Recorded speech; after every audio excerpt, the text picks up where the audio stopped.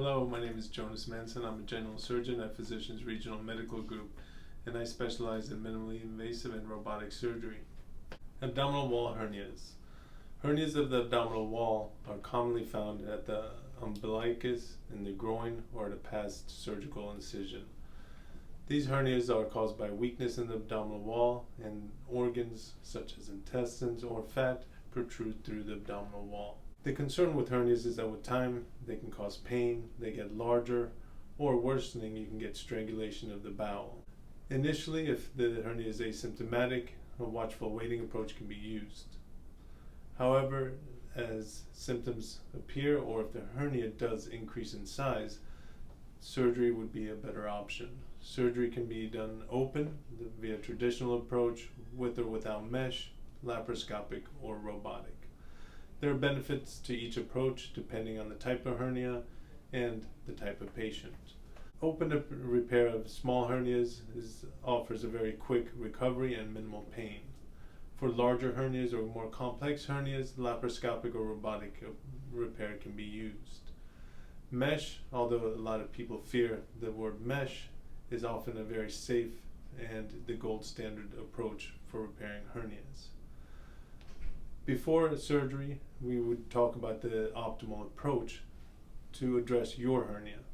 Again, there are certain characteristics of hernias that make them better for an open or laparoscopic approach. The majority of inguinal hernias, those are hernias that are down in the groin, are fixed laparoscopically or robotically. If you've had prior surgery, such as a prostatectomy or lower abdominal surgery, a laparoscopic approach might not be optimal, and the traditional open approach would be the more optimal approach in your case. For incisional hernias, they can sometimes be very complex, especially if you've had multiple surgeries in the past. Multiple surgeries create adhesions and scar tissues in which a minimally invasive or laparoscopic approach might not be safe. These are discussions that we would have when talking about the type of hernia that you have and the best approach in your scenario.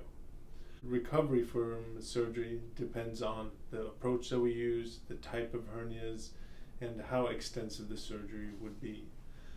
Laparoscopic inguinal hernias or small umbilical hernias usually just have pain for the first few days, maybe 3 to 5 days, and pain is usually with movement.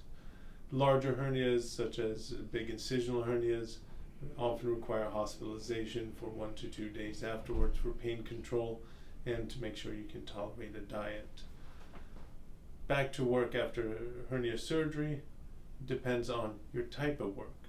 If you're doing heavy lifting at work, you would likely need to take 3 weeks off of work.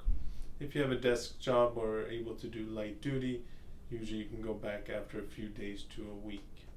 Larger hernias that require a big approach would require a longer period of time off of work. Activity outside of work, such as tennis, golf, exercising, pickleball, those can all be resumed within 3 weeks of a hernia repair, unless it's a very large and complex hernia repair.